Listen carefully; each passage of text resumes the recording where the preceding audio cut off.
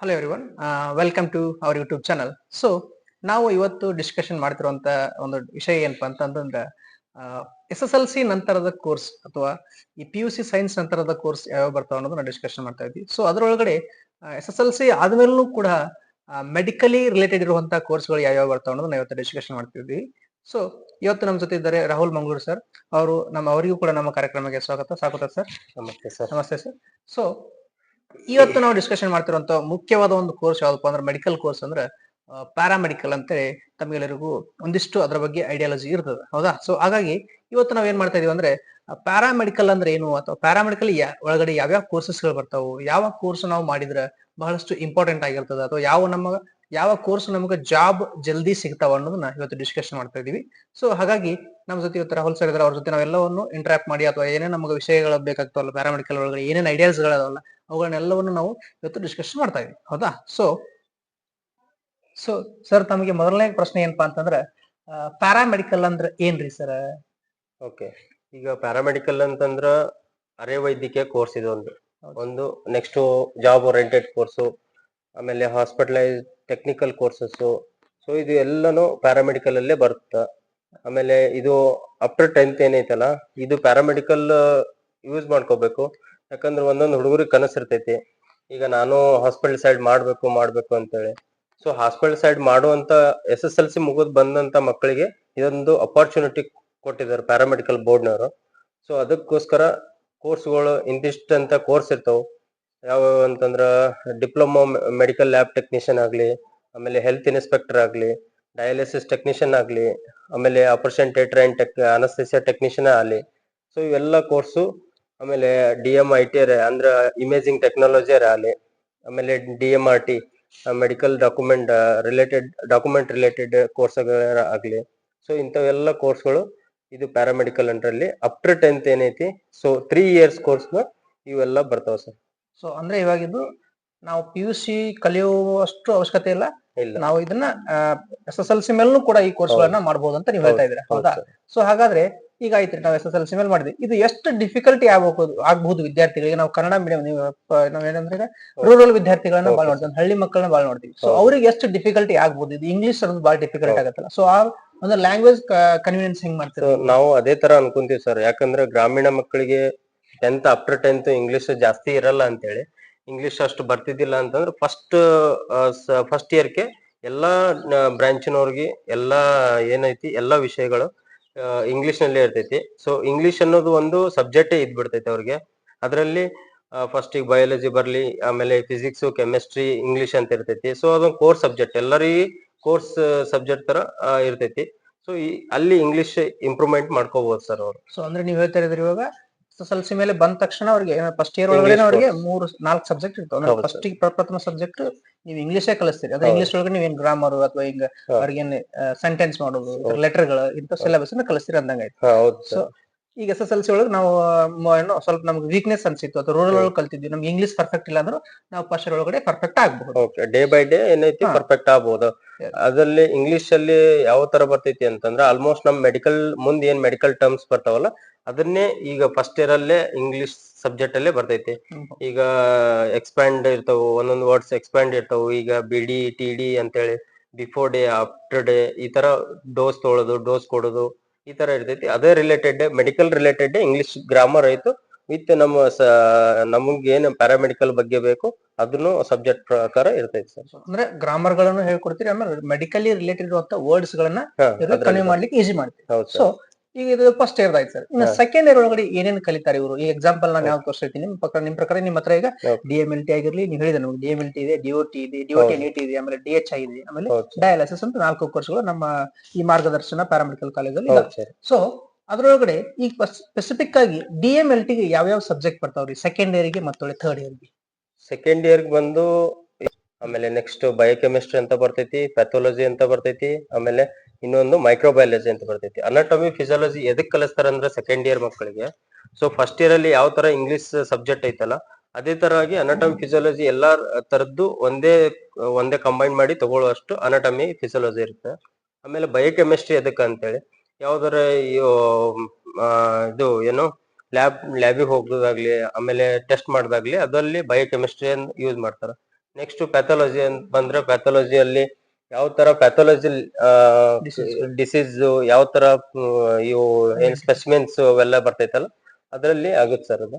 ಆಮೇಲೆ ಮೈಕ್ರೋಬಯಾಲಜಿ ಬಂದಲ್ಲಿ ಸೂಕ್ಷ್ಮಾಣು ಜೀವಿಗಳು ಏನಾದ್ರು ಇದ್ದು ಅಂತಂದ್ರೆ ಅವನ್ನ ಟೆಸ್ಟ್ ಮಾಡಕ್ ಮೈಕ್ರೋಬಯಾಲಜಿ ಅಂತ ಯೂಸ್ ಮಾಡ್ತಾರೆ. Okay. ಅಂದ್ರೆ ಇವಾಗ anatomy physiology ಅಂದ್ರೆ ದೇಹದ ಭಾಗದ ಅಂದ್ರೆ ದೇಹದಲ್ಲಿರುವಂತಹ ಅಂಗಗಳ ಸ್ಟಡಿ ಮಾಡ್ತೀವಿ. ಹೌದು ಸೊ sir. ಆಮೇಲೆ ಫಿಸಿಯಾಲಜಿ ಅಂದ್ರೆ ಅದರ ಫಂಕ್ಷನ್ಗಳು. ಫಂಕ್ಷನ್ ಸೊ ಪ್ಯಾಥಾಲಜಿ ಅಂದಾಗ ನಾವು ಅದರ ಡಿಸೀಸ್ ಗಳ ಬಗ್ಗೆ ಸ್ಟಡಿ ಮಾಡ್ತೀವಿ. ಹೌದು. ಅದೇ ರೀತಿ ಬಯೋಕೆಮಿಸ್ಟ್ರಿ ಹೇಳಿದ್ರಿ, ಇವಾಗ ಲ್ಯಾಬ್ ಹೌದು. ಒಳಗಡೆ ಏನ್ ಕೆಮಿಕಲ್ ಟೆಸ್ಟ್ ಮಾಡ್ತೀವಲ್ಲ ಈಗ ಅವುಗಳನ್ನ ನಾವೇಂತಿ ಬಯೋಕೆಮಿಸ್ಟ್ರಿ ಒಳಗೆ ಕಲಿತೀವಿ. ಹ್ಮ್. ಆಮೇಲೆ ಮೈಕ್ರೋಬಯಾಲಜಿ ಹೇಳಿದ್ರೆ ನೀವು ಈಗ ಸೂಕ್ಷ್ಮಾಣು ಜೀವಿಗಳು ಅಂದ್ರೆ ಇವು ಬ್ಯಾಕ್ಟೀರಿಯಾ, ವೈರಸ್ ಹೌದು. ಇಂಥವನ್ನ ಕಲಿತಾರ ಅಂತ ಅನ್ಸುತ್ತೆ. ಹೌದು. ಹೌದಾ?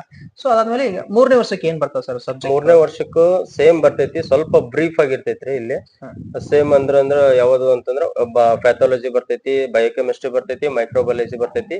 ಇಲ್ಲಿ ಸೆಕೆಂಡ್ ಇಯರ್ ಆಲ್ರೆಡಿ ಕಲ್ತಿರ್ತಾರ, ಸೊ ಅದು ಒಂದ್ ಸ್ವಲ್ಪ ಸೂಪರ್ಫಿಷಿಯಲ್ ಇದ್ರೆ ಇಲ್ಲಿ ಬ್ರೀಫ್ ಆಗಿರ್ತೈತಿ. ಯಾವ್ದು ಅಂತ ಮೈಕ್ರೋಬಯಾಲಜಿ ಯಾವ ತರ ಲ್ಯಾಬಿಗೆ ಹೋಗ್ಬೇಕು, ಯಾವ ತರ ಅಲ್ಲಿ ಸ್ಪೆಸಿಮೆನ್ ಇದು ಮಾಡ್ಬೇಕು, ಯಾವ ತರ ಮೈಕ್ರೋಸ್ಕೋಪ್ ಇದು ನೋಡ್ಬೇಕು ಅಂತೇಳಿ ಆ ತರ ಅಲ್ಲಿ ಥರ್ಡ್ ಇಯರ್ ಸ್ವಲ್ಪ ಬ್ರೀಫ್ ಆಗಿರ್ತದೆ. ಅಂದ್ರೆ ಎಕ್ಸಾಮಿನೇಷನ್ ಮಾಡ್ಲಿಕ್ಕೆ ಇವ್ರ ಕೈ ಅಂದ್ರೆ ಕಲಿಸ್ಲಿಕ್ಕೆ ಇವ್ರ ಕೈ ಕೊಡ್ತಾರ ಅಂತ ಅನ್ಸುತ್ತೆ. ಹೌದಾ? ಸೊ ಅಂದ್ರೆ ಇದು ಏನದು ಇದು DMLT subject. DMLT first year ನಾವು ಕಂಬೈನ್ ಆಗಿ ಕಲಿತೀವಿ. ಹೌದು. ಯಾವುದೇ ಕೋರ್ಸ್ ಗಳಿದ್ರು ಪ್ಯಾರಾಮೆಡಿಕಲ್ ಒಳಗಡೆ ಹೌದು. ನಾವು 4 ಸಬ್ಜೆಕ್ಟ್ ಗಳನ್ನು ಕಲಿತೀವಿ ಅಂದಂಗ ಹೌದು ಅಂದ್ರೆ ಫಿಸಿಕ್ಸ್ ಆಗಿರ್ಲಿ, ಕೆಮಿಸ್ಟ್ರಿ ಆಗಿರ್ಲಿ, ಹ್ಮ್. ಬಯಾಲಜಿ ಆಗಿರ್ಲಿ, ಇಂಗ್ಲಿಷ್ ಆಗಿರ್ಲಿ. ಹೌದು. ಸೊ ಸೆಕೆಂಡ್ ಇಯರ್ ಬಂದಾಗ DMLT ಅವರು ಸ್ಪೆಸಿಫಿಕ್ ಆಗಿ ಈ 4 ಸಬ್ಜೆಕ್ಟ್ ಗಳನ್ನ ಕಲಿತಾರೆ ಅಂತ. ಕಲಿತಾರೆ. ಅನಾಟಮಿ ಫಿಸಿಯಾಲಜಿ ಆಗಿರಬಹುದು, ಅಥವಾ ಹೌದು. ಪ್ಯಾಥಾಲಜಿ ಆಗಿರಬಹುದು, ಮೈಕ್ರೋಬಯಾಲಜಿ ಆಗಿರಬಹುದು, ಅಥವಾ ಬಯೋಕೆಮಿಸ್ಟ್ರಿ ಆಗಿರಬಹುದು. ಹೌದು ಸರ್. ಸೊ ಅದೇ ರೀತಿ ನೀವು ಪೋಸ್ಟ್ ಪೋನ್ ಹೋದಂಗ 3ನೇ ವರ್ಷಕ್ಕೆ ಹೋದಾಗ ಅದು ಸ್ವಲ್ಪ ಹಾ, ಡ್ರೀಪ್ deep ಆಗಿರುತ್ತೆ. ಆಗಿರುತ್ತೆ ಅಂತ ಹೇಳ್ತಾರೆ. ಅಂದ್ರೆ ಹೌದು. ಅಲ್ಲಿ ಬರುವಂತ ಸಬ್ಜೆಕ್ಟ್ 3 ಮಾತ್ರ. ಅಂದ್ರೆ ಎಕ್ಸಾಂಪಲ್ ಪ್ಯಾಥಾಲಜಿ ಆಗಿರ್ಬೋದು, ಮೈಕ್ರೋಬಯಾಲಜಿ ಆಗಿರ್ಬೋದು, ಹಾ. ಪ್ಯಾಥಾಲಜಿ ಆಗಿರ್ಬೋದು. ಸೊ ಈ 3 ಸಬ್ಜೆಕ್ಟ್ ಗಳು ಮಾತ್ರ ಬರ್ತಾವ ಅನ್ಸುತ್ತೆ. ಹೌದು. ಸೊ ಇದೇ ರೀತಿ ಈಗ ನಿಮ್ಮ ಹತ್ರ ಇನ್ನೊಂದು ಕೋರ್ಸ್ ಇದೆ, ಯಾವ್ದಂದ್ರೆ DOT ಅಂಡ್ AT. ಹೌದು. ಹಂಗಂದ್ರೆ ಏನ್ರಿ ಸರ್? ಅದರಿಂದ ಏನ್ ಯೂಸಸ್ ಅಂತ ಹೇಳ್ರಿ ನಮ್ಗೆ. DOT ಅಂತಂದ್ರ ಡಿಪ್ಲೊಮೊ ಆಪರೇಷನ್ ಟೆಕ್ನಿಷಿಯನ್, ಆಮೇಲೆ AT ಅಂತಂದ್ರ ಅನಸ್ತೇಸಿಯಾ ಟೆಕ್ನಿಷಿಯನ್ ಬರ್ತೈತಿ ಸರ್. ಸೊ ಇದರಲ್ಲಿ ಏನು ಅಂತಂದ್ರ ಆಫ್ಟರ್ ದ ಕೋರ್ಸ್ ಮುಗೀತು ಅಂತಂದ್ರ ಈ DOT ಅಲ್ಲಿ ಕಲ್ತಂತ ಮಕ್ಳು ಎದಕ್ ಯೂಸ್ ಆಗ್ತಾರ ಅಂದ್ರ ನೆಕ್ಸ್ಟ್ ಆಪರೇಷನ್ ಥಿಯೇಟರ್ ಅಲ್ಲಿ OT ಅಂದ್ರ ಅಸಿಸ್ಟೆಂಟ್ ಆಗಿ ಇವರು ವರ್ಕ್ ಮಾಡ್ತಾರೆ ಸರ್ ಇವರು. ಸೊ ನೆಕ್ಸ್ಟ್ ಏನೈತಿಲ್ಲ ಅನಸ್ತೇಸಿಯಾ ಟೆಕ್ನಿಷಿಯನ್ ಆಗಿ ವರ್ಕ್ ಮಾಡ್ತಾರ, ಆಮೇಲೆ ಆಪರೇಷನ್ ಥಿಯೇಟರ್ ಟೆಕ್ನಿಷಿಯನ್ ಆಗಿ ವರ್ಕ್ ಮಾಡ್ತಾರ. ಸೊ ಅದಕ್ಕಂತಾನೆ DOT ಇರ್ಲಿ ಅಂತೇಳಿ, ಸೊ ಅದ್ರ ಸಲುವಾಗಿ DOT ಅಂತ ಕೋರ್ಸ್ ಒಂದು ಇದೆ ಸರ್. DOT and AT. ಈಗ ಈ ಆಪರೇಷನ್ ಮಾಡ್ಬೇಕಾದ್ರೆ ಏನ್ ಡಾಕ್ಟರ್ ಅಸಿಸ್ಟೆಂಟ್ ಮಾಡ್ಲಿಕ್ಕೆ ಹಾ. ಏನ್ ಅಸಿಸ್ಟೆಂಟ್ ಗಳು ಅಥವಾ Assistant. ಟೆಕ್ನಿಷಿಯನ್ಸ್ ನರ್ಸ್ ಗಳು ಏನ್ ಬೇಕಾಗಿರ್ತಲ್ಲ ಅವ್ರು ಹಾ. ಇವ್ರು ಅಂತ ಕೇಳ್ತಾರೆ. ಅಂದ್ರೆ ನಾವೇನ್ ಕನ್ಫ್ಯೂಷನ್ ಐತೆ ಸರ್ ಮೊದಲಿಂದ ಹಾ. ನಮಗ್ ಗೊತ್ತಿರೋ ಪ್ರಕಾರ ನರ್ಸ್ ಗಳೇ ಡಾಕ್ಟರ್ ಕೈಯಾಗಿ ವರ್ಕ್ ಹೌದು ಮಾಡ್ತಾರ ಅಥವಾ ಆಪರೇಷನ್ ಥಿಯೇಟರ್ ಒಳಗೆ ವರ್ಕ್ ಮಾಡ್ತಾರ ಅಂತ ಹೌದು. ಅನ್ಕೊಂಡಿದ್ವಿ. ಸೊ ಇದಂದ್ರೆ ಈಗ ಈ ಆಪರೇಷನ್ ಥಿಯೇಟರ್ ಒಳಗೆ ವರ್ಕ್ ಮಾಡ್ಲಿಕ್ಕೆ ಅಂತಾನೆ ಹೌದು. ಟೆಕ್ನಿಷಿಯನ್ ಗಳು ಬೇರೆ ಹೌದು ಇರ್ತಾರೆ. sir. ಅಂದ್ರೆ ಈ ಕೋರ್ಸ್ ಅನ್ನ ಮುಗಿಸ್ತಾರ ಹಾ, ಅಂದಂಗೆ. So, ಇದೆ so- ಕೋರ್ಸ್. ಹಾ, ಹಾ, ಹಾ. ಸೊ ಅದ್ರ ಸಲುವಾಗಿ ನರ್ಸಸ್ ಬ್ಯಾಡ್ ಅಂದ್ರ ನರ್ಸರ್ಸ್ ವರ್ಕ್ ಮಾಡ್ಲಿ, ಹ್ಮ್. ಟೆಕ್ನಿಷಿಯನ್ ಏನೈತಿ ಅನಸ್ತೇಸಿಯಾ ಟೆಕ್ನಿಷಿಯನ್ ಆಗ್ಲಿ, OT ಅದಕ್ಕೆ ಆದಂತ ಒಂದು- ಟೆಕ್ನಿಷಿಯನ್ ಆಗ್ಲಿ ಅದಕ್ಕಾದಂತ ಒಂದು ಕೋರ್ಸ್ ಮಾಡಿದ್ರು. ಕೋರ್ಸ್ ಮುಗಿದ ತಕ್ಷಣ ಅವ್ರಿಗೆ ಏನೈತಿ ಇಂಟರ್ನ್ಶಿಪ್ ಅಲ್ಲಿ, ಸೊ ಆ ಕೋರ್ಸ್ ಸಲುವಾಗಿ ಎಲ್ಲಾನು ಅಸಿಸ್ಟೆಂಟ್ ಇರ್ಲಿ ಅಂತೇಳಿ ಆ ಕೋರ್ಸ್ ಮಾಡಿದಾರೆ ಸರ್. So right. ಅಂದ್ರೆ ಇದು ಸಪರೇಟ್ ಇದೆ ಅಂದ್ರೆ OT ಹಾ. AT ಅಂದ್ರೆ ಇದು ಆಪರೇಷನ್ ಥಿಯೇಟರ್ ಒಳಗಡೆ Theatre ಮಾಡುವಂತ ಒಳಗಡೆ. ಕೆಲಸಗಾರರ ಹೌದು. ಟ್ರೈನಿಂಗ್ ಮಾಡುವಂತ ಟೆಕ್ನಿಷಿಯನ್ ಗಳು ಹೌದು. ಬೇರೆದವರು ಇರ್ತಾರೆ. ಹೌದು. ಸೊ ಇದ್ರೊಳಗಡೆ ಯಾವ್ಯಾವ ಸಬ್ಜೆಕ್ಟ್ ಗಳು ಬರ್ತಾವ ಸರ್? ಸೊ ಫಸ್ಟ್ ಇಯರ್ ಅಲ್ಲಿ ಹಂಗಂತೂ ಸೇಮ್ ಸಬ್ಜೆಕ್ಟ್ ಸರ್ ಎಲ್ಲಾನು. ಯಾವ್ದು ಅಂದ್ರ ಬಯಾಲಜಿ ಕೋರ್ ಸಬ್ಜೆಕ್ಟ್ ಎಲ್ಲಾನು ಬರ್ತೈತಿ. ನೆಕ್ಸ್ಟ್ ಇಯರ್ ಅಲ್ಲಿ ಅಂತಂದ್ರ ಇವರಿಗೆ ಫಂಡಮೆಂಟಲ್ ಆಫ್ ಬೇಸಿಕ್ OT ಅಂತ ಬರ್ತೈತಿ ಸರ್, ಆಪರೇಷನ್ ಥಿಯೇಟರ್ ಅಂತ. Second year sir. ಹಾ, ಬೇಸಿಕ್ಸ್ ಏನ್ ಕಲಿಬೇಕು ಅಂತೇಳಿ ಆ OT ಸಿಲೆಬಸ್ ಅಲ್ಲಿ ಅದೊಂದ್ ಇರ್ತೈತಿ. ಸೊ ಅದು ಬೇಸಿಕ್ಸ್ ಇಲ್ಲಿ ಯಾವ ತರ ಆಪರೇಷನ್ ಥಿಯೇಟರ್ ಯಾವ ತರ ಇರ್ತೈತಿ, ಎಷ್ಟು ಸೈಜ್ ಇರ್ತೈತಿ, ಏನು ಇರ್ತೈತಿ, ಅದು ಬೇಸಿಕ್ಸ್ ನಾಲೆಜ್ ಕೊಡ್ತಾರ ಅವರು. ನೆಕ್ಸ್ಟ್ ಅದ್ರಾಗ ಬಯೋಕೆಮಿಸ್ಟ್ರಿ ಬರ್ತೈತಿ, ಫಾರ್ಮಕಾಲಜಿ ಬರ್ತೈತಿ. ಫಾರ್ಮಕಾಲಜಿ ಯಾಕೆ ಬರ್ತೈತಿ ಅಂತಂದ್ರ ಡ್ರಗ್ಸ್ ನಾಲೆಜ್ ಇರಬೇಕು ಮಕ್ಕಳಿಗೆ. ಯಾಕಂದ್ರೆ ಅನಸ್ತೇಸಿಯಾ ಯಾವ್ದಾದ್ರು ಅನಸ್ತೇಸಿಯಾ ಡ್ರಗ್ಸ್ ಡಾಕ್ಟರ್ಸ್ ಕಡೆ ಕೊಡೋ ಮುಂದಾಗಾದ್ರೂ ಆ ಡ್ರಗ್ಸ್ ನಾಲೆಜ್ ಇರ್ಬೇಕು. ಈಗ ಯಾವ್ದು ಸ್ಪೈನಲ್ ಕೊಡುತ್ತೀವಿ ಅಂತಂದ್ರೆ ಅದಕ್ಕೆ ಯಾವ ಡ್ರಗ್ ಕೊಡ್ಬೇಕು ಅಂತೇಳಿ ಅದ್ರ ಬಗ್ಗೆ ನಾಲೆಜ್ ಇರ್ಲಿ ಅಂತ ಫಾರ್ಮಕಾಲಜಿನೂ ಹಾಕ್ಯಾರ ಸರ್ ಅವರಿಗೆ. ಆಮೇಲೆ ನೆಕ್ಸ್ಟ್ ಏನೈತಿ ಬಯೋಕೆಮಿಸ್ಟ್ರಿ, ಮೈಕ್ರೋಬಯಾಲಜಿ ಅವ್ರಿಗೆ ಕನ್ಸಿಡರ್ ಆಗುತ್ತೆ ಸರ್ ಇದು. ಸೊ ಈ ತರ ಸಬ್ಜೆಕ್ಟ್ಸ್ OT ಸೆಕೆಂಡ್ ಇಯರ್ ಅಲ್ಲಿ DOT ಅಲ್ಲಿ ಅದಾವ ಸರ್. ಥರ್ಡ್ ಇಯರ್ ಏನೇನ್ ಸಬ್ಜೆಕ್ಟ್ ಬರ್ತಾವ ಸರ್? ಥರ್ಡ್ ಇಯರ್ಗೆ ಅನಸ್ತೇಸಿಯಾ ಅಂತ ಸಪರೇಟ್ ಬರ್ತೈತೆ ಸರ್. ಆಮೇಲೆ ಸರ್ಜರಿ ಅಂತ ಸಪರೇಟ್ ಬರ್ತೈತೆ ಸರ್. ಇದ್ರಾಗ ಸರ್ಜರಿ ಥರ್ಡ್ ಇಯರ್ ಎರಡು ಸಬ್ಜೆಕ್ಟ್ ಎರಡೇ ಸಬ್ಜೆಕ್ಟ್ ಸರ್. ರೈಟ್. ಸೊ ಅನಸ್ತೇಸಿಯಾದೊಳಗ ಯಾವ ತರ ಮಷಿನ್ ಐತೆ, ಏನು ಯಾವ ತರ ಡ್ರಗ್ ಹಾಕ್ಬೇಕು, ಯಾವ ತರ ಕಾರ್ಬನ್ ಡೈಆಕ್ಸೈಡ್, ನೈಟ್ರಸ್ ಯಾವ ತರ ಯೂಸ್ ಮಾಡ್ಬೇಕಂತೇಳಿ, ಯಾವ ತರ ಮಾನಿಟರಿಂಗ್ ಮಾಡ್ಬೇಕು ಅಂತೇಳಿ ಥರ್ಡ್ ಇಯರ್ ದಲ್ಲಿ ಕಂಪ್ಲೀಟ್ ಅನಸ್ತೇಸಿಯಾ ಡಾಕ್ಟರ್ಸ್ ಯಾವ ತರ ಅಲ್ಲಿ ಇದು ಮಾಡ್ತಾರ ಅಂತಂದ್ರ ಈಗ ಯಾವ್ದೋ ಒಂದು ಪೇಷಂಟ್ ಅಸೆಸ್ ಮಾಡೋದಾಗ್ಲಿ ಅಲ್ಲಿ ನೀಟಾಗಿ ಅಸೆಸ್ ಮಾಡಕ್ ಅದೊಂದು ಅನಸ್ತೇಸಿಯಾ ಸಬ್ಜೆಕ್ಟ್ ಐತೆ. ನೆಕ್ಸ್ಟ್ ಬಂದ್ಬಿಟ್ಟು ಈಗ ಸರ್ಜರಿ ಬರ್ತದೆ ಸರ್. ಸರ್ಜರಿ ಯಾವ ತರ ಇನ್ಸಿಜನ್ಸ್ ಮಾಡ್ಬೇಕು, ಯಾವ ತರ ಸುಚರಿಂಗ್ ಮಾಡಿಸ್ಬೇಕು, ಯಾವ ತರ ಡ್ರೆಸ್ಸಿಂಗ್ ಮಾಡ್ಬೇಕು, ಯಾವ ತರ ಫಸ್ಟ್ ಏಡ್ ಕೊಡ್ಬೇಕು ಅಂತೇಳಿ ಕಂಪ್ಲೀಟ್ ಅದರಲ್ಲಿ ಸರ್ಜರಿ ಇದ್ರೊಳಗೆ ಬರ್ತಾವ ಸರ್. ಸರ್ಜರಿ ಬಂತು ಅಂತಂದ್ರ ಅದರದೇ ಆದಂತ ಸರ್ಜರಿ ಪಾರ್ಟ್ಸ್ ಯಾವ್ಯಾವ, ಈಗ ಯಾವುದೋ ಒಂದು ಇಸ್ಟೆಕ್ಟೊಮಿ ಮಾಡೋದಾಗ್ಲಿ, ಯಾವ್ದಾರ ಮಾಡೋದಾಗ್ಲಿ, ಸೊ ಅವಾಗ ಆ ಸಬ್ಜೆಕ್ಟ್ ಪ್ರಕಾರ ಅದು ಥೆರಟಿಕಲಿ ಇಲ್ಲಿ ಕಲಿತು ನೆಕ್ಸ್ಟ್ ಪ್ರಾಕ್ಟಿಕಲ್ ಅವರು ಪ್ರಮೋಟ್ ಆಗ್ತಾರೆ ಸರ್. ರೈಟ್, ಅಂದ್ರೆ ಇದು OT-AT ಒಳಗಡೆ ಬರುವಂತ ಸಬ್ಜೆಕ್ಟ್ ಗಳು. ಸೊ ನೆಕ್ಸ್ಟ್ ಯಾವ್ದಪ್ಪ ಅಂದ್ರೆ ಈಗ ನಿಮ್ಮ ಹತ್ರ ಇರೋದು DHI ಅಂತ ಹೇಳಿ. DHI ಅಂದ್ರೆ ಏನ್ ಸರ್? DHI ಅಂತಂದ್ರ diploma in health inspector sir ಅದು. ಸೊ ಇದು ಹೆಲ್ತ್ ಇನ್ಸ್ಪೆಕ್ಟರ್ ಯಾಕ ಅಂತಂದ್ರ ಈಗ ಬೇರೆ ಬೇರೆ ಕಡೆ ಎಲ್ಲ ಅದೇ ಆ ಡಿಪಾರ್ಟ್ಮೆಂಟ್ ಅಲ್ಲಿರೋ ಬೇರೆ ಬೇರೆ ಡಿಪಾರ್ಟ್ಮೆಂಟ್ ಅಲ್ಲಿ ಇನ್ಸ್ಪೆಕ್ಟರ್ಸ್ ಅಂತಾರ. ಸೊ ನಮ್ಮಲ್ಲಿ ಅದೇ ತರ ಅದ ಮಕ್ಕಳಿಗೆ ಏನಂತಾರ ಅಂದ್ರ ಹೆಲ್ತ್ ಇನ್ಸ್ಪೆಕ್ಟರ್ ಅಂತಂದ್ರ ಯಾವ ತರ ನಾವು ಫುಡ್ ಅಸೆಸ್ ಮಾಡ್ತೀವಿ, ಯಾವ ತರ ಅದನ್ನ ಫೈಂಡ್ ಔಟ್ ಮಾಡ್ತೀವಿ, ಏನಾರ ಆರ್ಗಾನಿಸಮ್ಸ್ ಅದಾವ, ಏನಾದ್ರು ಮೈಕ್ರೋ ಆರ್ಗಾನಿಸಮ್ಸ್, ಸೊ ಈ ತರ ಎಲ್ಲ ಫೈಂಡ್ ಔಟ್ ಮಾಡಕ. ಆಮೇಲೆ ಇದು ಯಾವ್ದು ಹೆಲ್ತ್ ಅಸಿಸ್ಟೆಂಟ್ ಅಂತ ತಗೊಂತಾರ, NCIT ಒಳಗಂತ ತಗೊಂತಾರ. ಸೊ ಈ ತರದೊಳಗ ಎಲ್ಲ ಇವರು DHI ವರ್ಕರ್ಸ್ ಬರ್ತಾರೆ ಸರ್. ಇದ್ರೊಳಗೆ ಕಲಿಬೇಕಾದ್ರೆ ನಾವ್ ಏನೇನ್ ಸಬ್ಜೆಕ್ಟ್ ಕಲಿತೀವಿ ಸರ್? ಸೆಕೆಂಡ್ ಇಯರ್ಗೆ, ಥರ್ಡ್ ಇಯರ್ಗೆ? ಸೆಕೆಂಡ್ ಇಯರ್ಗೆ ಅನಾಟಮಿ ಫಿಸಿಯಾಲಜಿ ಅಂದ್ರೂ ಬಂದೇ ಬರ್ತಾರೆ ಸರ್ ಅವ್ರಿಗೆ. ಸೊ ಅದು ಬೇಸಿಕ್ಸ್ ಇರ್ಬೇಕಂತ ಹೇಳಿ. ನೆಕ್ಸ್ಟ್ ಪೇಪರ್ 1 ಪೇಪರ್ 2 ಅಂತೆ ಬರ್ತಾವ ಸರ್ ಇವರಿಗೆ. ಪೇಪರ್ 1 ಅಲ್ಲಿ ಅದ್ರದ್ದೇ ಆದ ಕಮ್ಯುನಿಟಿ ಆದಂತಾನೆ ವರ್ಕ್ಸ್ ಇರುತ್ತೆ. ಆಮೇಲೆ ಥರ್ಡ್ ಇಯರ್ ಯಾವ್ದೊಂದು ಸೆಕೆಂಡ್ ಇಯರ್ದೊಳಗ ಇನ್ನು ಪೀಡಿಯಾಟ್ರಿಕ್ ಯಾವ ತರ ಅಸೆಸ್ ಮಾಡ್ಬೇಕಂತೇಳಿ ಸಬ್ಜೆಕ್ಟ್ಸ್ ಇರ್ತಾವ. ಸೊ ನೆಕ್ಸ್ಟ್ ಬರುವಂತ ಕೋರ್ಸ್ ನಿಮ್ಮ ಹತ್ರ ಇರೋದು ಡಯಾಲಿಸಿಸ್. ಡಯಾಲಿಸಿಸ್ ಅಂದ್ರೆ ಏನು, ಅಥವಾ ಇದರಿಂದ ಏನ್ ಯೂಸಸ್ ಐತೆ ಸರ್? ಸೊ ಡಯಾಲಿಸಿಸ್ ಏನು ಅಂತಂದ್ರ ಇದರಿಂದ ಡಯಾಲಿಸಿಸ್ ಟೆಕ್ನಿಷಿಯನ್ ಇಷ್ಟು ದಿನ ನಮ್ಮ ಕರ್ನಾಟಕದಲ್ಲಿ ನೋಡದಕ್ಕಂದ ಕಡಿಮೆ, ನಾವು ಎಲ್ಲಾ ಕಡೆ ಡಯಾಲಿಸಿಸ್ ಟೆಕ್ನಿಷಿಯನ್ ಕಡಿಮೆ, ಅರಿವು ಜಾಸ್ತಿ ಇಲ್ಲ, ಅರಿವು ಇಲ್ಲ, ಜಾಸ್ತಿ ಇಲ್ಲ. ಸೊ ಇದೊಂದು ಕೋರ್ಸ್ ಐತೆ ಅನ್ನೋದೇ ಗೊತ್ತಿದ್ದಿಲ್ಲ ಎಲ್ಲ ಜನಸಾಮಾನ್ಯರಿಗೆ ಗೊತ್ತಿದ್ದಿರಲ್ಲ. ಆಮೇಲೆ ವಿದ್ಯಾರ್ಥಿಗಳಿಗೂ ಗೊತ್ತಿದ್ದಿಲ್ಲ ಇಂಥ ಕೋರ್ಸ್ ಐತೆ, ಇಂಥದ್ದು ಮಾಡ್ಬೇಕು ನಾವು. ಜಸ್ಟ್ ಅಲ್ಲಿ ಏನು ಡಯಾಲಿಸಿಸ್ ಅಂತಂದ್ರ ಕಿಡ್ನಿದೊಳಗೆ ಏನ್ ಪ್ರಾಬ್ಲಮ್ ಆಗಿರ್ತಿತ್ತಲ್ಲ, ಅವ್ರಿಗೆ ಕಿಡ್ನಿ ಪ್ರಾಬ್ಲಮ್ ಆಗಿತ್ತು ಅಂತಂದ್ರ ಡಯಾಲಿಸಿಸ್ ಮಾಡಿಸ್ಬೇಕು. ಅಂದ್ರೆ ಡಯಾಲಿಸಿಸ್ ಮಾಡಿಸಿದ್ಮೇಲೆ ಬ್ಲಡ್ ಫಿಲ್ಟ್ರೇಷನ್ ಆಗುತ್ತಲ್ಲ, ಸೊ ಅದಕ್ಕಂತಾನೆ ಒಂದ್ ಮಷಿನ್ ಆಪರೇಟ್ ಮಾಡಕಂತಾನೆ ಇವರು ಏನು ಡಯಾಲಿಸಿಸ್ ಟೆಕ್ನಿಷಿಯನ್ಸ್ ಇರ್ತಾರೆ ಸರ್. ಅಂದ್ರೆ ಇವರು ಆ ಮಷಿನ್ ಅನ್ನ ಆಪರೇಟ್ ಮಾಡ್ಲಿಕ್ಕಂದ್ರೆ ಒಬ್ರು ಟೆಕ್ನಿಷಿಯನ್ ಇರ್ತಾರೆ, ಇವರು ಅದಕ್ಕೆ ಅಪಾಯಿಂಟ್ಮೆಂಟ್ ಆಗ್ತಾರೆ.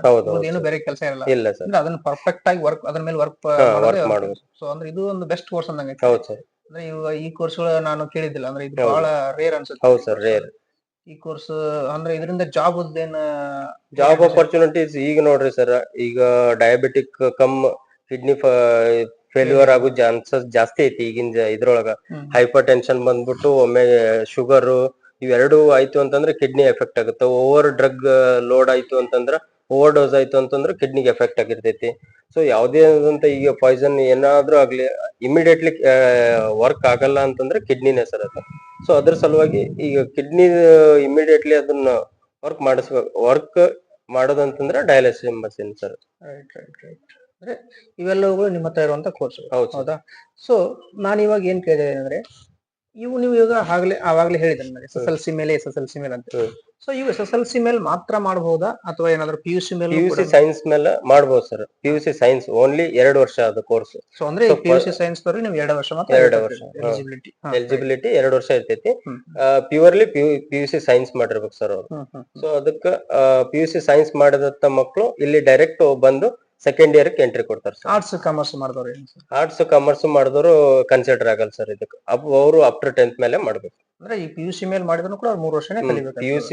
ಅವ್ರು PUC ಮೇಲೆ ಯೂಶಲಿ PUC ಮಾಡಕ್ ಬರಲ್ಲ. ಅಂದ್ರೆ PUC ಮಾಡಿ ಬಂದವರು ಓನ್ಲಿ ಸೈನ್ಸ್ ದವ್ರು ಅಷ್ಟೇ ಕನ್ಸಿಡರ್ ಆಗುತ್ತೆ ಸರ್. ಅಂದ್ರೆ ಆರ್ಟ್ಸ್ ಕಾಮರ್ಸ್ ಮಾಡಿದ್ರೆ ನಾವು ಈ ಥರ್ಡ್ ಇಯರ್ ಫಸ್ಟ್ ಇಯರ್ ಇಂದಾನೆ ಕಲಿಬೇಕು ಅಂತ ಹೇಳಿ ಸರ್. ಅಂದ್ರೆ 10th ಮೇಲೆ ಕಲಿಬೇಕು ಆರ್ಟ್ಸ್ ಕಾಮರ್ಸ್ ಮಾಡಿದ್ದು. ಸೊ ಇನ್ನೊಂದೇನಪ್ಪಾ ಅಂದ್ರ, ಸೊ ಇದನ್ನ ನಾವು ಕಲಿಬೇಕಾತಂದ್ರ ಇದಕ್ಕೆ ಏಜ್ ಕ್ರೈಟೇರಿಯಾಸ್ ಏನದ ಸರ್? ಎಷ್ಟು ವರ್ಷ ಕ್ರೈಟೇರಿಯಾಸ್?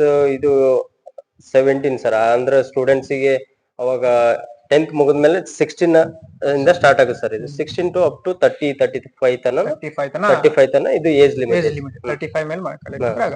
ಪರ್ಸೆಂಟೇಜ್ ಏನಿರ್ಬೋದು ಸರ್? ಪರ್ಸೆಂಟೇಜ್ ಇದು ಜಸ್ಟ್ 45% ಆರ್ SC/ST ಗೆ ಏನೈತಿ 40% ಆದ್ರೆ ಸಾಕು. 40% ಆದ್ರೆ they are eligible to paramedical courses. ಈ ತರ ಇದೆ ಅಂದ್ರೆ ಇದು ಅಂದ್ರೆ ಈಗೇನ್ ರಿಸ್ಟ್ರಿಕ್ಟೆಡ್ 60-70 ಏನ್ ಅಷ್ಟೊಂದ ಪರ್ಸೆಂಟೇಜ್ ಮಾಡ್ಬೇಕು ಅಂತ ಏನು ಅವಶ್ಯಕತೆ ಇಲ್ಲ ಅಂದ್ರೆ ಇಲ್ಲ ಇಲ್ಲ 40 ಮಾಡಿದ್ರೆ ಸಾಕಂದ್ರೆ 40-45 ಇದು ಮಾಡಿದ್ರೆ ಯಾಕೆ ಮಾಡ್ಯಾರ ಅಂತಂದ್ರ ಮಕ್ಳು ಅದು ನಾವ್ ಪರ್ಸೆಂಟೇಜ್ ಇಷ್ಟೇ ಆಗೈತಿ ಅಂತೇಳಿ ಇಂತ ಕೋರ್ಸ್ ಇರ್ತಾವ ಅಂತೇಳಿ ಗೊತ್ತಾಗ್ಲಿ ಅಂತೇಳಿ ಇಷ್ಟು ಪರ್ಸೆಂಟೇಜ್ ಗೆ ಇಟ್ಟಾರ ಸರ್. ಅಂದ್ರೆ ಸ್ಟೂಡೆಂಟ್ಸ್ ಗೆ SSLC ಒಳಗೆ ಏನು ಖುಷಿ ತಗೊಂಡಿರ್ತಾವಲ್ಲ ಅವ್ರಿಗೆ ಮುಂದೆ ಬಂದು ಇಂಪ್ರೂವ್ ಆಗ್ಲಿ ಅನ್ನೋ ಉದ್ದೇಶಕ್ಕೆ ಇವು ಪರ್ಸೆಂಟೇಜ್ ಕಡಿಮೆ ಇಟ್ಟಿದ್ದಾರೆ ಅಂದ್ರೆ ಇವ್ರು ಮುಂದಿಲ್ ಬಂದು ಇಂಪ್ರೂವ್ ಆಗ್ಲಿ ಅನ್ನೋ ಒಂದು ಉದ್ದೇಶಕ್ಕೆ ದೇ ಆರ್ ಪುಟೆಡ್ 40% ಅಂತ. ಸೊ ಅದೇ ರೀತಿ ಈ ಒಂದು ಎಲ್ಲ ನಿಮ್ ಹೋಲೆನ್ಸ್ 4 ಕೋರ್ಸ್ಗಳಲ್ಲಿ ಈ ಗೌರ್ಮೆಂಟ್ ಜಾಬ್ ಆಗಿರ್ಲಿ ಅಥವಾ ಪ್ರೈವೇಟ್ ಸೆಕ್ಟರ್ ಒಳಗೆ ಜಾಬ್ ಆಗಿರ್ಲಿ ಯಾವ ತರ ಸ್ಯಾಲರಿ ಸ್ಕೇಲ್ ಇರ್ತೈತಿ, ಆಮೇಲೆ ಜಾಬ್ ಅಪರ್ಚುನಿಟೀಸ್ ಹೆಂಗಿರ್ತೈತಿ ಸರ್ ಇದ್ರ? ಈಗ DMLT ಸ್ಟೂಡೆಂಟ್ಸ್ ಅಂತ ಬಂದ್ರು ಅಂತಂದ್ರ ಈ ಫ್ರೆಶರ್ಸ್ ಹೋದ್ರು ಅಂತಂದ್ರೆ ಎಲ್ಲಿ ಅಂತಂದ್ರು ಒಂದ್ 8 ರಿಂದ 10,000 ರೂಪಾಯಿ ತನ ಇರ್ತೈತೆ ಸರ್ ಇವ್ರಿಗೆ. ಫ್ರೆಶರ್ಸ್ ಸ್ಟೂಡೆಂಟ್ಸ್ ಈಗ ಜಸ್ಟ್ ಪಾಸ್ ಔಟ್ ಆಗಿ ಹೋತಾರಲ್ಲ ಅವ್ರಿಗೆ 8 ರಿಂದ 10,000 ರೂಪಾಯಿ ಇರ್ತೈತಿ.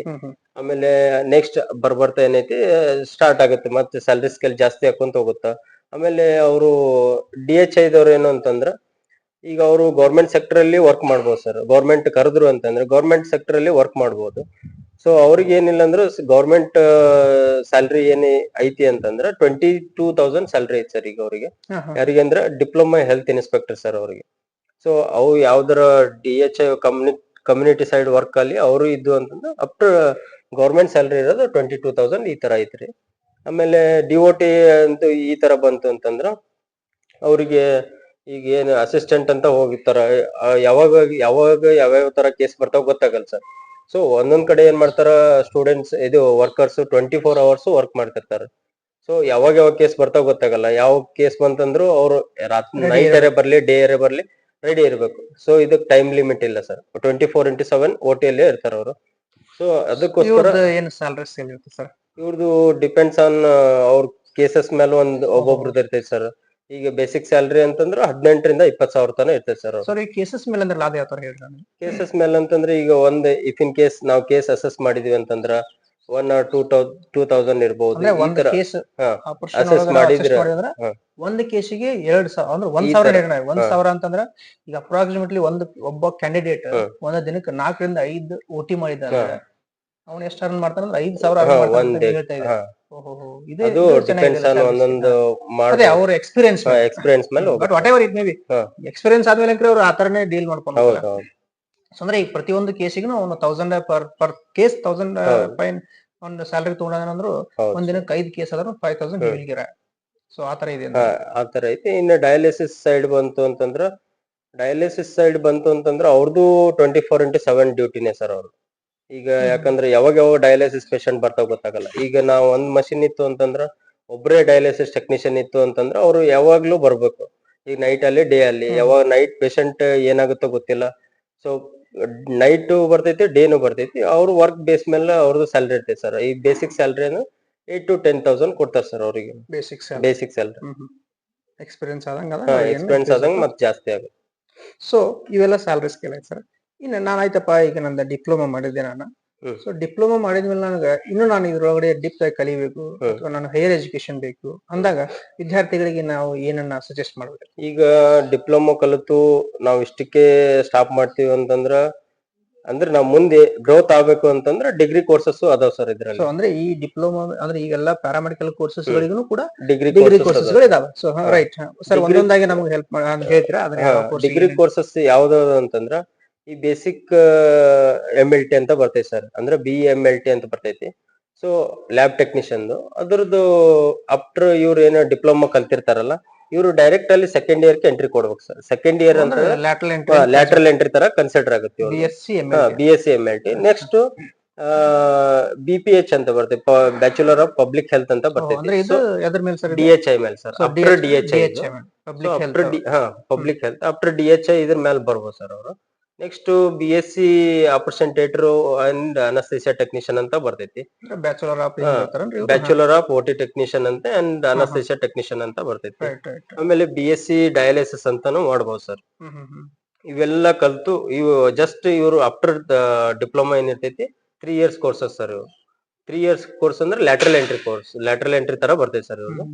ಸೊ ಇವು ಮುಗಿದ ಮೇಲೂ ಮತ್ತೆ ಅವ್ರು ಮಾಡ್ಕೋಬೇಕು ಅಂತಂದ್ರ ಅವ್ರವ್ರ ಸ್ಪೆಷಾಲಿಟಿ ವೈಸ್ ಮಾಸ್ಟರ್ಸ್ ಮಾಡ್ಕೋಬಹುದು ಸರ್ ಅದ್ರೊಳಗೆ ಮಾಸ್ಟರ್ಸ್ ಡಬಲ್ ಡಿಗ್ರಿನೂ ಕೂಡ ಇದೆ ಡಬಲ್ ಡಿಗ್ರಿನೂ ಮಾಡ್ಕೋಬಹುದು ಸರ್. Very good. ಈಗ ಇಲ್ಲಿ ಜಸ್ಟ್ ಇವ್ರು ಎಲ್ಲಾ ಕೂಡ ಕಲ್ತಿರ್ತಾರ ಸರ್. ಈಗ ಇದ್ರಾಗ ಯಾವ್ದು ಅಂತಂದ್ರ ಪ್ಯಾಥಾಲಜಿ, ಮೈಕ್ರೋಬಯಾಲಜಿ ಎಲ್ಲ ಕೂಡ ಕಲ್ತಿರ್ತಾರ. ಸೊ ಮಾಸ್ಟರ್ ಡಿಗ್ರಿಯಲ್ಲಿ ಏನೈತಿ, MSc MLT ಕಲತ್ರ ಅಂತಂದ್ರ MSc MLT ಅಲ್ಲಿ ತಗೊಂಡ್ರು ಅಂತಂದ್ರ ಅದ್ರಾಗ ಸ್ಪೆಷಾಲಿಟಿ ಬೇರೆ ಬೇರೆ ಇರ್ತಾವ. ಪ್ಯಾಥಾಲಜಿ, ಮೈಕ್ರೋಬಯಾಲಜಿ, ಆಮೇಲೆ ಯಾವ್ದು ಬಯೋಕೆಮಿಸ್ಟ್ರಿ. ಸೊ ಈ ತರ ಸ್ಪೆಷಾಲಿಟಿ ವೈಸ್ ಪ್ರತಿ ಒಂದು ಕೋರ್ ಸಬ್ಜೆಕ್ಟ್ಗೂ ಮಾಸ್ಟರ್ಸ್ ಮಾಸ್ಟರ್ಸ್ ಇದೆ. ಮಾಸ್ಟರ್ಸ್ ಎಕ್ಸಾಂಪಲ್ MSc ಪ್ಯಾಥಾಲಜಿ ಆಗಿರ್ಬೋದು, MSc ಬಯೋಕೆಮಿಸ್ಟ್ರಿ ಆಗಿರ್ಬೋದು, MSc ಆಮೇಲೆ DHI ಮೇಲೂ ಮಾಸ್ಟರ್ಸ್ ಮಾಡ್ಬೋದು ಸರ್. MPH ಅಂತ ಮಾಸ್ಟರ್ಸ್ ಇನ್ ಪಬ್ಲಿಕ್ ಹೆಲ್ತ್ ಅಂತ ಬರ್ತೈತಿ ಅದು. ಸೊ ಅವು ಕೋರ್ಸ್ ಎಲ್ಲ ಡ್ಯೂರೇಷನ್ 2 years ಸರ್. ಅವು MSc 2 years. 2 years. ಆಮೇಲೆ OT-ದಾಗ ಬಂತಂದ್ರ ಮಾಸ್ಟರ್ಸ್ ಮಾಡ್ಕೋಬಹುದು. ಮಾಸ್ಟರ್ ಇನ್ ಆಪರೇಷನ್, ಇದು ಯಾವ್ದು ಆಪರೇಷನ್ ಸರ್ಜರಿ ಅಂತ ಮಾಡ್ಕೋಬಹುದು. ಮಾಸ್ಟರ್ ಇನ್ ಅನಸ್ತೇಸಿಯಾ ಅಂತ ಮಾಡ್ಕೋಬಹುದು. ಸೊ ಇದ್ರಾಗೂ ಮಾಸ್ಟರ್ಸ್ ಅದಾವ ಸರ್. ಆಮೇಲೆ ಡಯಾಲಿಸಿಸ್ ಒಳಗಡೆ ಬಂತು ಅಂತಂದ್ರೆ ಹಿಮೋಡಯಾಲಿಸಿಸ್, ಇವ್ ತರ ಮಾಸ್ಟರ್ಸ್ ಮಾಡ್ಕೋಬಹುದು ಸರ್ ಇದ್ರೊಳಗೆ. ಅಪ್ ಟು ಮಾಸ್ಟರ್ಸ್ ತನ, ಅಪ್ ಟು PhD ಅಂದ್ರೂ ಪರವಾಗಿಲ್ಲ ಸರ್. ಇದ್ರ PhD ಕೂಡ ಮಾಡಬಹುದು. Very good. ಅಂದ್ರೆ ಇವರು they are eligible to doctor also. Yes sir. Very good. ಹಂಗಾರೆ ಇದು ಬಹಳ ಇಂಪಾರ್ಟೆಂಟ್ ಕ್ವಶನ್ ಇದೆ, ಇಂಪಾರ್ಟೆಂಟ್ ಮ್ಯಾಟರ್ ಇದೆ. ಯಾಕಂದ್ರೆ ಕೆಲವೊಂದಿಷ್ಟು ವಿದ್ಯಾರ್ಥಿಗಳು ಡಿಪ್ಲೊಮಾಗೆ ಸೀಮಿತ ಆಗ್ಬಿಡ್ತಾರೆ, ಪ್ಯಾರಾಮೆಡಿಕಲ್ ಮುಗಿಸಿದ್ದಕ್ಕೆ ಸೀಮಿತ ಆಗ್ಬಿಡ್ತಾರೆ. ಸೊ ಅಂದ್ರೆ ಅವ್ರಿಗೆ ಹೆಚ್ಚಿನ ವಿದ್ಯಾಭ್ಯಾಸ ಮಾಡಬಹುದು ಈ ಡಿಪ್ಲೊಮಾ ಮುಗಿಸಿನೂ ಕೂಡ ಅಂತ ಅನ್ನೋದು ಎಲ್ರಿಗೂ ಗೊತ್ತಿರೋದಿಲ್ಲ, ಇದ್ರ ಬಗ್ಗೆ ಐಡಿಯಾ ಇರೋದಿಲ್ಲ. ಸೊ ಆ ಒಂದು ಡಿಪ್ಲೊಮಾ ಕೋರ್ಸ್ ಗಳಿಗೆ ಏನಂತ ಕೇಳ್ತಾರೆ ಸರ್ ಅವಕ್ಕೆ? BSc ಕೋರ್ಸ್ ಗಳಿಗೆ BSc ಅದೇ ಹೇಳಿದ್ನಲ್ಲ ಸರ್. ಈಗ ಆಫ್ಟರ್ ಇವ್ರು ಲ್ಯಾಟರಲ್ ಎಂಟ್ರಿ ಬಂತರು ಅಂತಂದ್ರ BSc MLT ಅಂತ ಇರ್ತದೆ ಸರ್. ಆಮೇಲೆ BSc ಇದು ಯಾವ್ದು bachelor of public health BPH ಅಂತ ಇರ್ತೈತಿ. BSc OT operation theatre and anaesthesia technician ಅಂತ ಇರ್ತೈತಿ. ಆಮೇಲೆ BSc ಡಯಾಲಿಸಿಸ್ ಅಂತ ಇರ್ತೈತಿ. ಸೊ ಇದು ಎಲ್ಲ BSc ಅಂದ್ರೆ bachelor of science in dialysis technician. ಈ ತರ ಎಕ್ಸಾಂಪಲ್ ಈ ತರ ಬರ್ತೈತೆ ಸರ್. ಡಿಗ್ರಿ ಅಂತ ಕನ್ಸಿಡರ್, ಡಿಗ್ರಿ ಅಂತ ಕನ್ಸಿಡರ್, ಡಿಗ್ರಿ ಸ್ಟೂಡೆಂಟ್ಸ್ ಅಂತ ಕನ್ಸಿಡರ್. ಸೊ ಇದು ಡಿಪ್ಲೊಮಾಗ್ ಮಾತ್ರ ಸೀಮಿತ. ವಿದ್ಯಾರ್ಥಿಗಳಲ್ಲಿ ಅದೊಂದು ವಿನಂತಿ ಮಾಡ್ಕೊಂತೀನಿ ಸರ್, ಡಿಪ್ಲೊಮಾಗ್ ಮಾತ್ರ ಸೀಮಿತ ಆಗಬಾರ್ದು. ಮುಂದೆ ಅವ್ರು ಡಿಗ್ರಿನೂ ಮಾಡ್ಬೇಕು, ಮಾಸ್ಟರ್ಸ್ ಮಾಡ್ಬೇಕು. ಸೊ ಅದ್ರ ಅವ್ರು ಬಲ್ಲಿ ಫೈನಾನ್ಷಿಯಲಿ ಇರ್ಲಕ್ಕಿಲ್ಲ, ಆದ್ರೂ ಎಫರ್ಟ್ ಮಾಡಿ ಅವ್ರು ಮಾಡ್ಕೊಂಡ್ರು ಅಂತಂದ್ರೆ ಮುಂದೆ ಬೇಕಾದಂತ ಅಪರ್ಚುನಿಟೀಸ್ ಇರ್ತಾವ ಸರ್ ಅದ್ರ. ಸೊ ನಾನು ಕೇಳಿದೀನಿ, ಯಾಕಂದ್ರೆ ಈಗ ರೇರ್ ಜಾಸ್ತಿ ಜನ ನಾವು ಡಿಗ್ರಿಗೆ ಅಥವಾ MSc, ನಾನು MSc ಅವ್ರನ್ನ ಕೇಳಿಲ್ಲ. ನಾನು ಸುತ್ತಮುತ್ತ ನೋಡಿದ ಪ್ರಕಾರ BSc ದವ್ರನ್ನ ರೇರ್, BSc ದವ್ರನ್ನ ಬಿಟ್ಟು MSc ದವ್ರ ನೋಡೇ ಇಲ್ಲ ನಾನು. ಕಡಿಮೆ, ರೇರ್ ಆಗಿ. ಸೊ ಹಾಗಾಗಿ ನೀವೇನ್ ಹೇಳ್ತಿದ್ರೆ ಅಂದ್ರೆ ಈಗ ಹೈಯರ್ ಎಜುಕೇಶನ್ ತಗೊಳ್ಳಿ, ಪಾಸ್ ಔಟ್ ಆಗಿರ್ತಿರಲ್ಲ ಅವರೆಲ್ಲ ಹೈಯರ್ ಎಜುಕೇಶನ್ ತಗೊಳ್ಳಿ ಅಂತ ಹೇಳ್ತಾ ಇದ್ದಾರೆ. ಸೊ ಇದಾದ್ಮೇಲೆ ಈಗ ನಾವು 3 ವರ್ಷ ಪ್ಯಾರಾಮೆಡಿಕಲ್ ಮುಗಿಸಿದ್ವಿ ಸರ್. ಇವ್ರಿಗೆ ನೀವೇನಾದ್ರೂ ಟ್ರೈನಿಂಗ್ ಅಂತ ಏನಾದ್ರು ಕೊಡ್ತೀರಾ? ಟ್ರೈನಿಂಗ್ ಅಂದ್ರೆ 3 months ಇರ್ತೈತಿ ಸರ್ ಇವ್ರಿಗೆ. ಇಂಟರ್ನ್ಶಿಪ್ ಅಂತ ಇರ್ತೈತಿ. ಸೊ ಸ್ಟೂಡೆಂಟ್ಸ್ ಅಲ್ಲಿ ಕಂಪ್ಲೀಟ್ ಇಂಟರ್ನ್ಶಿಪ್ ಮುಗಿಸ್ಕೊಂಡ್ ಬಂದ್ರು ಅಂತಂದ್ರ ಇವ್ರನ್ನ ನೆಕ್ಸ್ಟ್ ಏನೈತಿ ಎಲಿಜಿಬಲ್ ಟು ಟೆಕ್ನಿಷಿಯನ್ ಸರ್. ಇವರು ಅಂದ್ರೆ ಪ್ಯಾರಾಮೆಡಿಕಲ್ ಬೋರ್ಡ್ ಕಂಪ್ಲೀಟ್ ಇವ್ರದ್ದು ಕೋರ್ಸಸ್ ಮುಗಿದ್ಮೇಲೆ 3 ತಿಂಗಳ ಕೋರ್ಸ್ ಇಂಟರ್ನ್ಶಿಪ್ ಕೋರ್ಸ್ ಅಂತ ಇರ್ತೈತಿ ಸರ್. ಹಾಸ್ಪಿಟಲೈಸರ್, ಈಗ ಲ್ಯಾಬ್ MLT ಹುಡುಗರು ಏನೈತಿ ಲ್ಯಾಬ್ ಸೈಡ್ ಹೋಗೋದು, ಪ್ಯಾಥಾಲಜಿಕಲ್ ಲ್ಯಾಬ್, ಮೈಕ್ರೋಬಯಾಲಜಿ ಲ್ಯಾಬ್, ಈ ತರ ಎಲ್ಲ ಲ್ಯಾಬ್ ಸೆಟ್ ಮಾಡ್ಕೋಬಹುದು ಸರ್. ನೆಕ್ಸ್ಟ್ ಇವರು ಅವರು DHI ದವ್ರು ಬಂದ್ರು ಅಂತಂದ್ರ community side, field visit side ಈ ತರ ಹೋಗ್ಬೋದು ಸರ್. ಆಮೇಲೆ ಆಪರೇಷನ್ ಥಿಯೇಟರ್ ಅಂತ ಬಂದ್ರು ಅಂತಂದ್ರೆ ಹುಡುಗರು ಆಪರೇಷನ್ ಥಿಯೇಟರ್ ಅಲ್ಲಿ ಇಂಟರ್ನ್ಶಿಪ್ ಆಗಿ ವರ್ಕ್ ಮಾಡಬಹುದು ಸರ್. ಅಂದ್ರೆ ಪ್ರತಿಯೊಂದು ಕೋರ್ಸಿಗೂ ಕೂಡ ಸ್ಪೆಸಿಫಿಕ್ ಇಂಟರ್ನ್ಶಿಪ್ ಟ್ರೈನಿಂಗ್ ಇರ್ತದೆ. ಹೌದು ಸರ್. ಈಗಾಗಲೇ ನಾವು ಎಲ್ಲಾ ಕಡೆ ಸ್ಟೂಡೆಂಟ್ಸ್ ನ ಅಲಾಟ್ ಮಾಡ್ಬಿಟ್ಟಿವಿ ಸರ್. ಈಗ ಲ್ಯಾಬ್ ದೊಡ್ಡ ಲ್ಯಾಬ್ನಾಗ ಅಲಾಟ್ ಮಾಡ್ಬಿಟ್ಟಿವಿ. ಆಮೇಲೆ ಡಯಾಲಿಸಿಸ್ ಸ್ಟೂಡೆಂಟ್ಸ್ ಏನೈತಿ ಡಯಾಲಿಸಿಸ್ ಸೆಂಟರ್ ಅಂತಾನೆ ಹಾಕಿವಿ ಸರ್. ಈಗ ಆಗಲೇ ಈಗ ಎಷ್ಟು 7 members ವರ್ಕ್ ಮಾಡ್ತಾ ಇದಾರೆ ಸರ್. ಈಗ ನಮ್ದು first batch 7 members already work ಮಾಡ್ತಾ ಇದಾರೆ ಸರ್. ಅವರು ಡಯಾಲಿಸಿಸ್ ಆಲ್ಮೋಸ್ಟ್ ಈಗ ಎಲ್ಲಾ ಕಲಿಯಾಕತ್ತಾರ ಸರ್. ಅವ್ರು ಸೀನಿಯರ್ಸ್ ಇಂದ ಕಲಿಯಾಕತ್ತಾರ ಸರ್. ಸೊ ಆಯ್ತು ಸರ್. ಈಗ ನಾವು ಪ್ರೈವೇಟ್, ನೀವು ಇಷ್ಟೊಂದು ಹೇಳಿದ್ರು ಪ್ರೈವೇಟ್ ಸೆಕ್ಟರ್ ಅಲ್ಲದೆ ಹೇಳ್ಬಿಟ್ರಿ. ನಿಮ್ಮಿಂದ ಅಥವಾ ನಿಮ್ಮ ಯಾರಾದ್ರೂ ವಿದ್ಯಾರ್ಥಿಗಳು ನಮ್ಗೆ ಎಕ್ಸಾಂಪಲ್ ಕೊಟ್ರಲ್ಲ, ಯಾರಾದ್ರೂ ಗೌರ್ಮೆಂಟ್ ಜಾಬ್ ಆಗಿದಾರೋ? ಈಗ ಯಾಕಂದ್ರೆ ವಿದ್ಯಾರ್ಥಿಗಳು ಬರೀ ನಮ್ಗೆ ಏನ್ ಹೇಳ್ತಿದ್ರೆ ಗೌರ್ಮೆಂಟ್ ಪ್ರೈವೇಟ್ ಸೆಕ್ಟರ್ ಹೇಳ್ತಾ ಇದ್ರಿ. ಗೌರ್ಮೆಂಟ್ ಇಂದ ಯಾರಾದ್ರೂ ನೌಕರಿ ತಗೊಂಡಿದಾರ ಅಂತ ಗೊತ್ತಾಗಬೇಕು ವಿದ್ಯಾರ್ಥಿಗಳಿಗೆ. ಈಗ ಗೌರ್ಮೆಂಟ್ ಇಂದ ಅಂದ್ರೆ ನಮ್ಮಲ್ಲಿ ಫಸ್ಟ್ ಬ್ಯಾಚ್ ಇತ್ತು ಸರ್. ಫಸ್ಟ್ ಬ್ಯಾಚ್ ಅದ್ರಲ್ಲಿ NHM ಅಲ್ಲಿ ಜಾಯ್ನ್ ಆಗದ ಸರ್. ಉಡುಪಿಯಲ್ಲಿ ತ್ರಿವೇಣಿ ಅಂತೇಳಿ ಸ್ಟೂಡೆಂಟ್, ತ್ರಿವೇಣಿ ಪೂಜಾರ್ ಅಂತೇಳಿ. ಸೊ ಅಕ್ಕಿ NHM ಥ್ರೂ ಈಗ ವರ್ಕ್ ಮಾಡತ್ತ ಸರ್.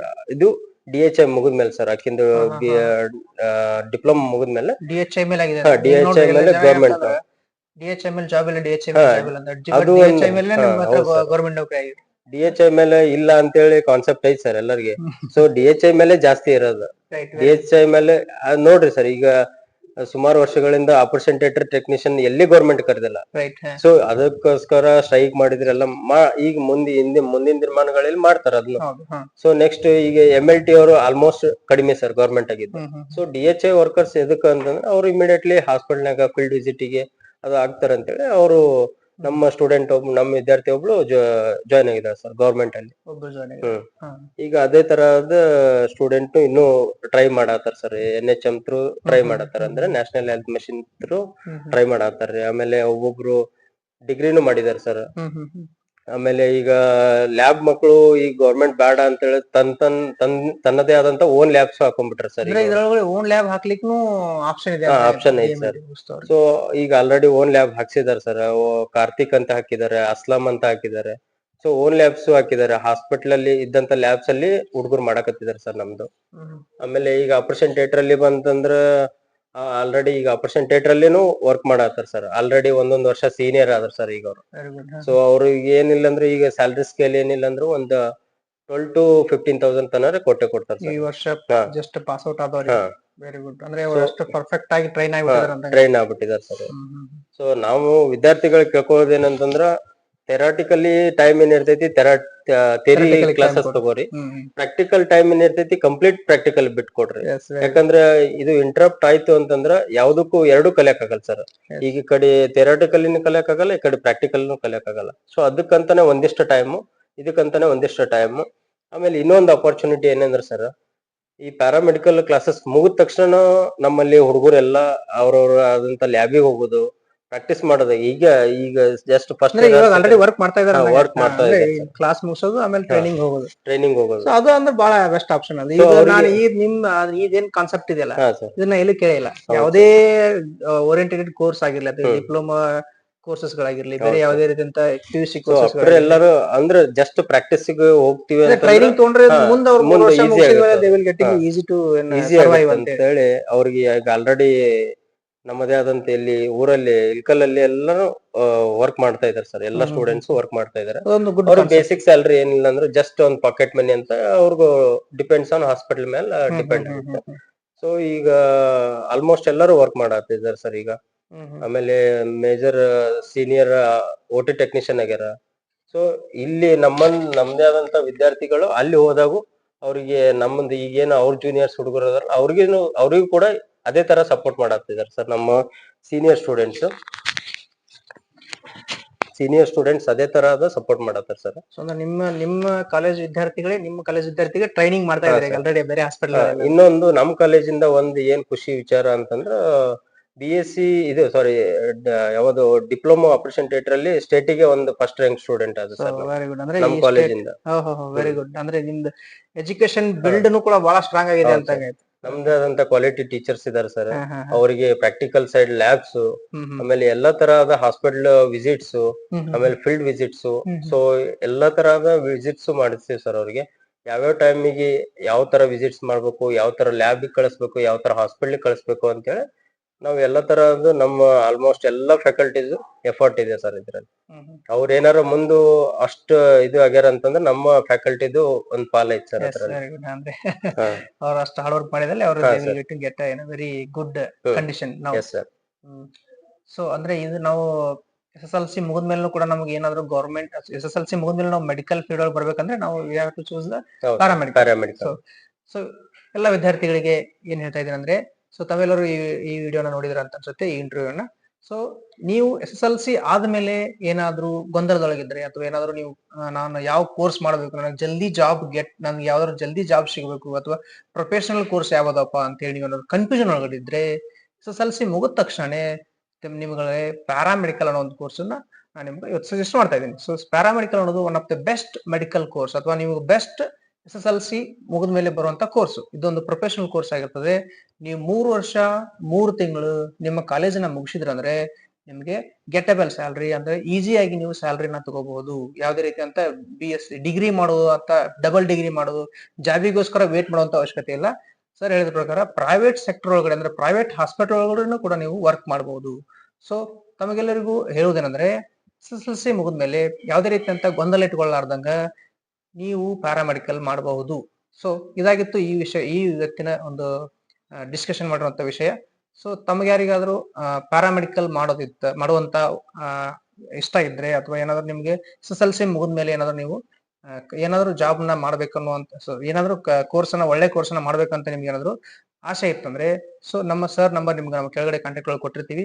ಸೊ ಯಾರಾದ್ರೂ ಪ್ಯಾರಾಮೆಡಿಕಲ್ ಮಾಡೋರಿದ್ರೆ ಕಾಂಟ್ಯಾಕ್ಟ್ ಮಾಡಿ. ಇನ್ ಕೇಸ್ ನೀವು PUC ಒಳಗಡೆ ಏನಾದ್ರು ಡ್ರಾಪ್ ಔಟ್ ಮಾಡಿದ್ರೆ ಅಥವಾ PUC ಫೇಲ್ ಆಗಿದ್ರು ಕೂಡ ನೀವು ನಮ್ಮ ಸರ್ಗೆ ಕಾಂಟ್ಯಾಕ್ಟ್ ಮಾಡಿ. ಹಾ. ನಿಮ್ಗೆ ಏನಾದ್ರು ಪ್ಯಾರಾಮೆಡಿಕಲ್ ಒಳಗಡೆ ನಮ್ಮ ಮಾರ್ಗದರ್ಶನ ಒಳಗಡೆ ಇರುವಂತಹ ಕೋರ್ಸ್ಗಳ ಬಗ್ಗೆ ನಿಮ್ಗೆ ಐಡಿಯಾಲಜಿ ಕೊಡ್ತಾರ ಅಥವಾ ಅದ್ರ ಬಗ್ಗೆ ಏನ್ ಇಂಟರಾಕ್ಟ್ ಮಾಡ್ತಾರೆ ನಿಮ್ಗೆ ಯಾವ ಕೋರ್ಸ್ ಇಷ್ಟ ಆಗ್ತದೋ ಆ ಕೋರ್ಸ್ ನ ಅಡ್ಮಿಷನ್ ತಗೋಬಹುದು. So thank you for watching this video. ನಮ್ಮ ಮಾರ್ಗದರ್ಶನ ಕಾಲೇಜಿಗೆ ಪ್ಯಾರಾಮೆಡಿಕಲ್ ಕಾಲೇಜು ಆಮೇಲೆ ಬೇರೆ ಬೇರೆ ಆದಂತ ಕಾಲೇಜು ಕೋರ್ಸಸ್ ಇದಾವೆ ನಮ್ಮಲ್ಲಿ. ಯಾವುದು ಅಂತಂದ್ರೆ ಫಾರ್ಮಸಿ ಇದೆ, ನರ್ಸಿಂಗ್ ಇದೆ, ಪಾಲಿಟೆಕ್ನಿಕ್ ಇದೆ, ಆಮೇಲೆ ಪ್ಯಾರಾಮೆಡಿಕಲ್, ಆಮೇಲೆ CBSE ಇದೆ. ಸೊ ಎಲ್ಲದು ನಮ್ಮ ಇದು ಕ್ಯಾಂಪಸ್ ನಲ್ಲಿ ಇರುವ ಕೋರ್ಸ್ಗಳು ಎಲ್ಲರೂ ಯೂಸ್ ಮಾಡ್ಕೊಂಡು ಆದಷ್ಟು ಬೇಗ ಯಾವ್ದು ಕನ್ಫ್ಯೂಸ್ ಇಲ್ಲಾರ್ದೆ ಅಡ್ಮಿಷನ್ ತಗೋರಿ ಅಂತ ಹೇಳ್ತಾ ಇದ್ದೀನಿ. ಸೊ ಇಷ್ಟೊತ್ತಿಗೆ ನಮ್ಮೊತ್ತಿಗೆ ನೀವು ನಿಮ್ಮೆಲ್ಲ ಒಂದು ಐಡಿಯಾಸ್ ಗಳನ್ನ ಅಥವಾ ನಿಮ್ಮ ಕೋರ್ಸ್ ಗಳ ಬಗ್ಗೆ ಮಾಹಿತಿ ಕೊಟ್ಟಿದ್ದಕ್ಕೆ ತುಂಬಾ ಧನ್ಯವಾದಗಳು ಸರ್. ಓಕೆ, ಥ್ಯಾಂಕ್ ಯು ನಮಸ್ತೆ ಫಾರ್ ಸರ್. Supporting us.